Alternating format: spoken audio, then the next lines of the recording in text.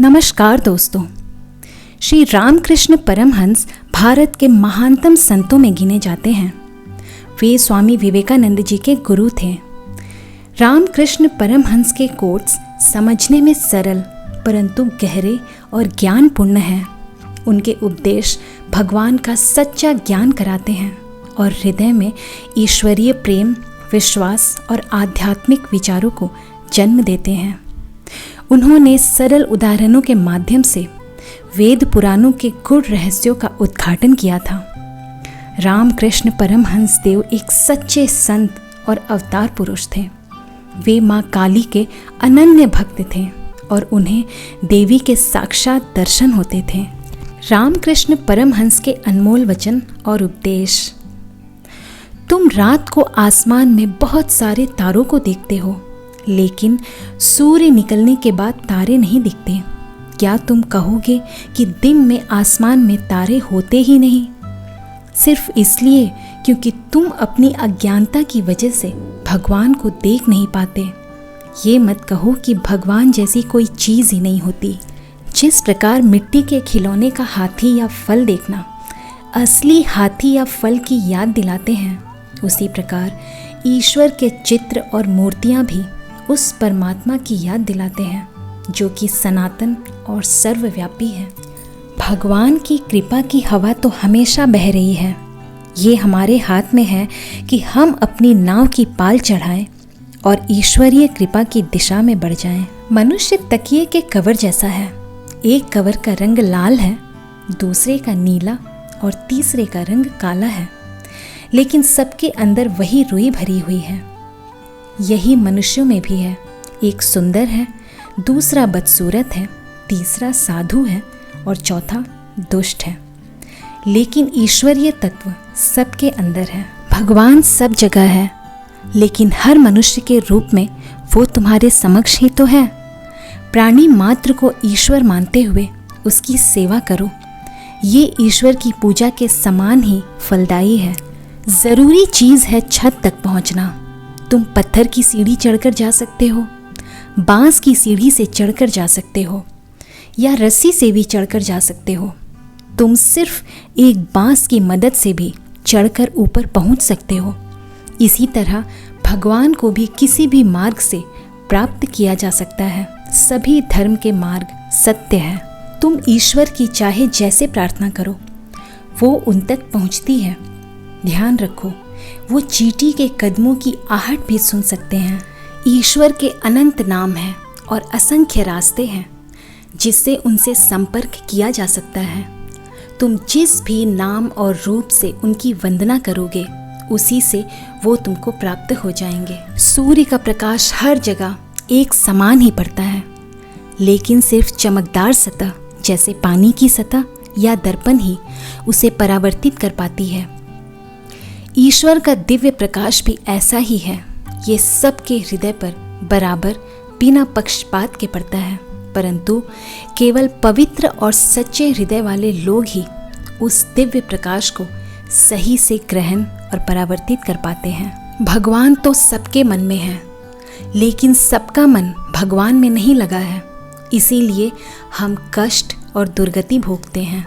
बरसात का पानी ऊंची जमीन पर नहीं टिकता, वो बहकर नीचे ही आता है। जो विनम्र और सच्चे हैं उन पर ईश्वर की दया बनी रहती है, परंतु अहंकारी और दंभी पर अधिक देर तक टिक नहीं पाती। जैसे तुम ईश्वर से भक्ति के लिए प्रार्थना करते हो, वैसे ही उनसे प्रार्थना करो कि तुम्हारे अंदर से दूसरों का दोष देखना बंद हो जाए। एक अनंत जल स्रोत की कल्पना करो।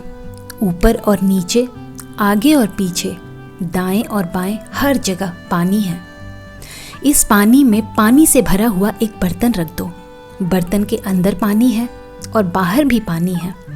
ज्ञानी पुरुष देखता है कि बाहर और भीतर दोनों जगह सिवाय परमात्मा के कुछ और नहीं है। तो फिर ये बर्तन क्या है? ये बर्तन ही है मैं या अहम। बर्तन की वजह से लगता है पानी दो भागों में बट गया। बर्तन की वजह से तुम एक अंदर और एक बाहर का अनुभव करने लगते हो। जब तक मैं का भाव है, तुम्हें ऐसा ही अनुभव होता रहेगा।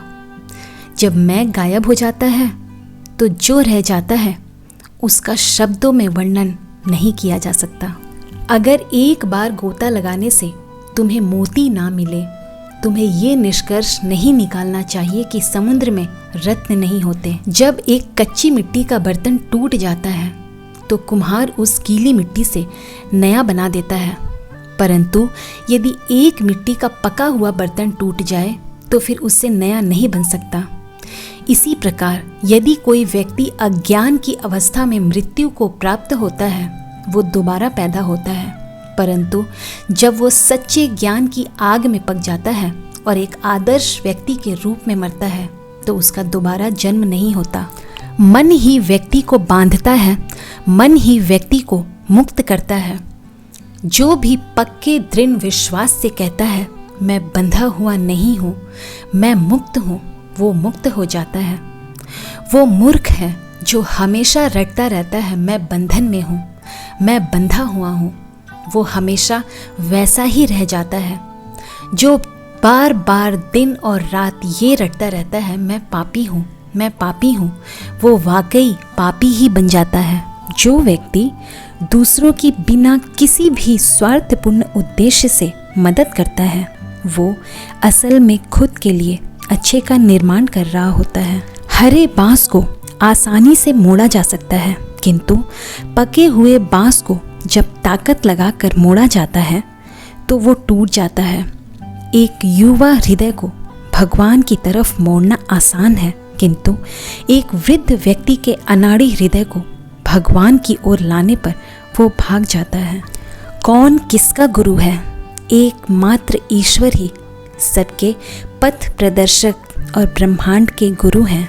सामान्य आदमी झोला भर कर धर्म की बातें करता है, किंतु खुद के व्यवहार में एक दाना बराबर नहीं लाता। एक बुद्धिमान व्यक्ति बातें बहुत थोड़ी करता है, जबकि उसका पूरा जीवन धर्म के वास्तविक व्यवहार का प्रदर्शन होता है। ईश्वर ऐसे भक्त के समक्ष खुद को प्रकट कर देते हैं जो 3 आकर्षण के बराबर शक्ति से उनकी ओर जाता है। पहला, सांसारिक आदमी को सांसारिक सुखों का आकर्षण। दूसरा, एक बच्चे का अपने माँ के प्रति आकर्षण। और तीसरा, एक पति का अपनी पवित्र पत्नी के लिए आकर्षण। यदि कोई इन 3 आकर्षण के बराबर ताकत से परमात्मा की ओर जाता है तो वो ईश्वर को पा लेता है। तुम दुनिया का भला करने की बात करते हो? क्या संसार इतनी छोटी वस्तु है? और तुम कौन हो जो विश्व का कल्याण करोगे? पहले ईश्वर को प्राप्त करो, आध्यात्मिक अनुशासन के द्वारा उनके दर्शन करो। यदि परमात्मा तुम्हें शक्ति और आदेश देते हैं तो तुम दूसरों का भला कर सकते हो, अन्यथा नहीं। एक व्यक्ति चाहे तो दिए की रोशनी में भागवत पढ़ सकता है और दूसरा उसी के प्रकाश में जाल साझी कर रहा हो सकता है, किंतु इन सब से दिए को कोई फर्क नहीं पड़ता। सूर्य अपना प्रकाश दुष्ट व्यक्ति और भले व्यक्ति दोनों को देता है। अगर किसी सफ़ेद कपड़े में छोटा सा भी दाग लग जाए, वो दाग देखने में बहुत बुरा लगता है। इसी प्रकार किसी साधु का छोटे से छोटा दोष भी बहुत बड़ा प्रतीत होता है। चीनी और बालू साथ मिल जाते हैं, लेकिन चींटी बालू के कण छोड़ देती है और शक्कर के दाने बिन लेती है। इसी तरह एक संत बुरे लोगों से भी अच्छाइयों को ही ग्रहण करते हैं। एक नाव पानी में रहती है, लेकिन पानी को नाव के अंदर नहीं होना चाहिए, नहीं तो नाव डूब जाएगी। आध्यात्मिक उन्नति के लिए अग्रसर व्यक्ति संसार में रहे तो कोई हर्ज नहीं, लेकिन उसके मन में संसार की माया नहीं होनी चाहिए। अगर तुम अपने आदर्श पर ध्यान केंद्रित करोगे तो उसके गुणों को तुम खुद में पैदा होता देखोगे। यदि तुम दिन और रात ईश्वर का ही चिंतन करते रहोगे तो तुम भी ईश्वर के समान ही बन जाओगे। सच तो ये है कि जब तक तुम्हारे मन में जरा सा भी इच्छाएं वासनाएं बाकी हैं, तुम भगवान को पूर्णतः प्राप्त नहीं कर सकोगे। धर्म की गति सूक्ष्म होती है। अगर तुम सुई में धागा डालने की कोशिश कर रहे हो तो तुम तब तक सफल नहीं होगे जब तक धागे का एक भी रेशा टेढ़ा हो। अगर दाद रोग की जगह खुजलाओगे तो अच्छा लगता है, लेकिन खुजलाने के बाद वहाँ दर्द और जलन होने लगती है। इसी तरह संसार के सुख शुरू में बड़े आकर्षक लगते हैं, परंतु उनके परिणाम भयानक और सहन करने में कष्टकारी होते हैं। कंपास की चुंबकीय सुई हमेशा उत्तर दिशा की ओर इशारा करती है और इसकी वजह से पानी का जहाज आगे बढ़ते हुए अपनी दिशा से नहीं भटकता। इसी प्रकार जब तक व्यक्ति का हृदय ईश्वर में लगा रहता है, वो सांसारिक माया के समुद्र में भटकने से बच जाता है। अगर तुम पूर्व दिशा में जाना चाहते हो तो पश्चिम दिशा में मत जाओ। ये सत्य है कि भगवान एक शेर में भी है, लेकिन हमें जाकर उसका सामना नहीं करना चाहिए। इसी प्रकार ये भी सत्य है कि ईश्वर सबसे दुष्ट के अंदर भी निवास करते हैं, परंतु हमें दुष्ट से जुड़ाव नहीं रखना चाहिए। अलग अलग व्यक्ति विभिन्न नामों से ईश्वर का नाम लेते हैं। कोई अल्लाह कहता है, कुछ लोग गॉड कहते हैं और कुछ कृष्ण, शिव और ब्रह्म कहते हैं। ये झील से भरे हुए पानी के समान है। झील के एक किनारे से कोई पानी पीता है और उसे जल कहता है, दूसरा अलग किनारे से पानी पीकर उसे पानी बोलता है, और कुछ लोग अलग जगह से उसी को पीकर वाटर कहते हैं, किंतु वह तो एक और एक मात्र ही वस्तु है। सबको प्रेम करो, कोई भी तुमसे अलग नहीं है। जब तक मधुमक्खी फूल की पंखुड़ियों से बाहर है और उसने पराग के मीठेपन को नहीं चखा है, वो फूल के चारों ओर गुंजन करती हुई मंडराती रहती है, परंतु जब वो फूल के अंदर आ जाती है तो शांत बैठकर पराग पीने का आनंद लेती है।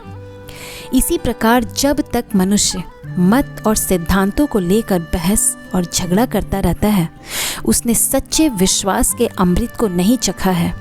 जब उसे ईश्वरीय आनंद अमृत का स्वाद मिल जाता है, वो चुप और शांति से भरपूर हो जाता है। बहुत ज़्यादा ग्रंथ पढ़ना लाभ से ज़्यादा नुकसान करते हैं। ज़रूरी बात है ग्रंथों के सार को जानना और समझना। उसके बाद फिर किताबों की क्या आवश्यकता। व्यक्ति को सार समझना चाहिए और फिर ईश्वर को अनुभव करने के लिए गहरा गोता लगाना चाहिए। छोटे बच्चे कमरे में गुड़ियों से खेलते रहते हैं बिना किसी डर या बंधन के, परंतु जैसे ही उनकी माँ कमरे में प्रवेश करती है, वे गुड़ियों को फेंककर माँ माँ चिल्लाते हुए उनकी ओर भागते हैं। तुम भी सांसारिक जगत में खेल रहे हो, धन, मान, प्रसिद्धि आदि की गुड़ियों से आकर्षित होकर। लेकिन अगर तुम एक बार अपनी जगत माता को देख लो, उसके बाद तुमको सांसारिक वस्तु में आनंद नहीं आएगा। तुम सब कुछ एक तरफ फेंक कर उनकी ओर भागोगे। तुम संसार में रहकर गृहस्थी चला रहे हो तो इसमें हानि नहीं, परंतु तुम्हें अपना मन ईश्वर की ओर रखना चाहिए। एक हाथ से कर्म करो, दूसरे हाथ से ईश्वर को पकड़े रहो। जब संसार में कर्मों का अंत हो जाएगा तो दोनों हाथों से ईश्वर के चरणों को पकड़ना। जैसे अगर किसी की पीठ में घाव हो जाए तो वो लोगों से बातचीत और दूसरे व्यवहार आदि तो करता है, परंतु उसका मन हर समय उस घाव के दर्द की ओर ही पड़ा रहता है। यदि तुम हाथ में तेल लगाकर कच्चे कटहल को काटो तो तुम्हारे हाथ में उसका दूध नहीं चिपकेगा। इसी तरह ब्रह्म ज्ञान लाभ कर लेने के बाद संसार में रहो तो तुम्हें कामिनी कंचन की बाधा नहीं होगी। जिस प्रकार बालक एक हाथ से खंबा पकड़कर जोरों से गोल गोल घूमता है, उसे गिर पड़ने का डर नहीं होता, उसी प्रकार ईश्वर को पक्का पकड़कर संसार के सभी काम करो। इससे तुम विपत्ति से मुक्त रहोगे। सच्चे साधु की क्या पहचान है? जिसका मन, प्राण, अंतरात्मा पूरी तरह ईश्वर में ही समर्पित हो, वही सच्चा साधु है। सच्चा साधु कामिनी कंचन का संपूर्ण त्याग कर देता है। वो स्त्रियों की ओर नहीं देखता, वो सदा स्त्रियों से दूर रहता है, और यदि उसके पास कोई स्त्री आए भी तो उसे माता के समान देखता है, और सदा ईश्वर चिंतन में मग्न रहता है और सर्वभूतों में ईश्वर विराजमान है ये जानकर सबकी सेवा करता है। ये सच्चे साधु के कुछ साधारण लक्षण हैं। जो साधु दवाई देता हो, झाड़ फूक करता हो, पैसे लेता हो और भभूत रमाकर या मला तिलक आदि ब्रह्म चिन्हों का आडंबर रचकर मानो साइन बोर्ड लगाकर लोगों के सामने अपनी साधुगिरी का प्रदर्शन करता हो, उस पर कभी विश्वास मत करना। तो दोस्तों, श्री रामकृष्ण परमहंस जी के सुविचार के बारे में अपने विचार कमेंट सेक्शन में ज़रूर लिखिएगा और इन सुविचारों को अपने दोस्तों के साथ शेयर ज़रूर करें, जिससे सबकी आध्यात्मिक उन्नति हो सके। मैं फिर आऊँगी एक नए वीडियो में। तब तक आप सब खुश रहें, प्यार बांटें, अपने आसपास के लोगों को खुश रखें। जय श्री राम।